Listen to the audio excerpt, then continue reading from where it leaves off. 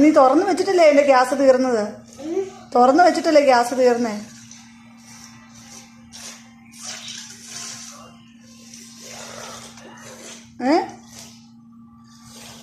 തുറന്നു വെച്ചിട്ടല്ലേ ഗ്യാസ് തീർന്നേ?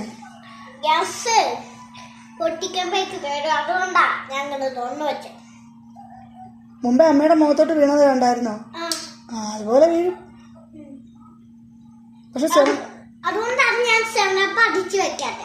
ആണോ? സെവനപ്പ് പക്ഷെ സൂപ്പറാണ്. പെപ്സിയാണോ സെവനപ്പാണോ നല്ലത്?